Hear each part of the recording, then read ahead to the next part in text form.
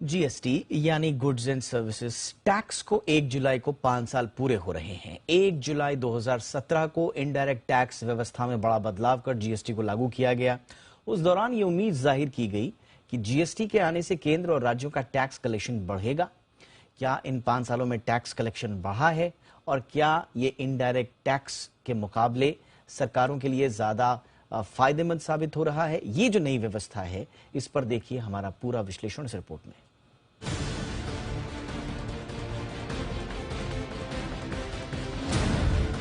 1 जुलाई 2017 से पहले देश में केंद्र और राज्यों के मोर्चे पर अलग अलग टैक्स लगते थे। जीएसटी आने के बाद ये सभी टैक्स इसमें मर्ज कर दिए गए।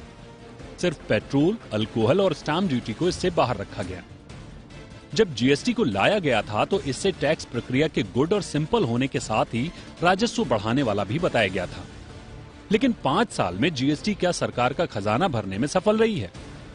अगर आंकड़ों पर नजर डालें तो जवाब ना होगा।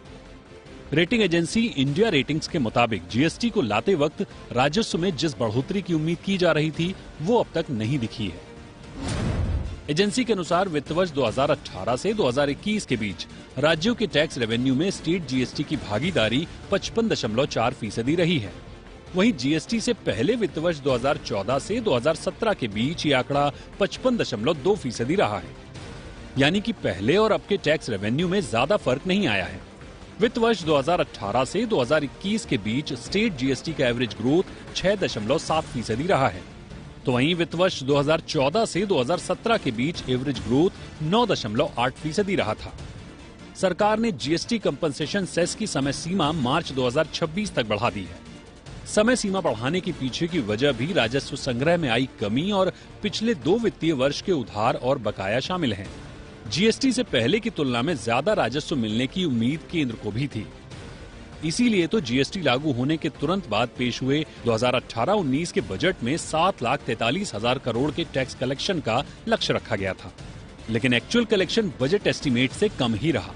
बीते 5 साल के दौरान जीएसटी कलेक्शन के आंकड़े को देखें तो वित्त वर्ष 2018 में 7,40,000 करोड़ जीएसटी कलेक्शन हुआ। वहीं 2019 में 11,77,000 करोड़ सरकारी खजाने में आए। 2020 की बात करें तो 12,22,000 करोड़, 2021 में 11,36,000 करोड़ और वित्त वर्ष 2022 में 14,83,000 करोड़ का जीएसटी कलेक्शन हुआ है। वित्त वर्ष 2022 में रिकॉर्ड जीएसटी कलेक्शन में महंगाई का भी हाथ है। कच्चे तेल की बढ़ती कीमतों से लागत बढ़ी तो उत्पाद महंगे हुए और जीएसटी भी ज्यादा देना पड़ा। इसके बावजूद धीरे धीरे ही सही जीएसटी कलेक्शन में तेजी आ रही है। टैक्स कलेक्शन के मोर्चे पर जीएसटी कलेक्शन का ग्राफ ऊपर की तरफ ही जा रहा है। लेकिन एक और फायदा जो जीएसटी के आने से हुआ है वो है टैक्स चोरी पर लगाम। पिछले 18 महीनों में 50,000 करोड़ के जीएसटी फ्रॉड पकड़ में आए हैं। यानी कि जीएसटी ने टैक्स चोरी रोकने में अहम भूमिका निभाई है।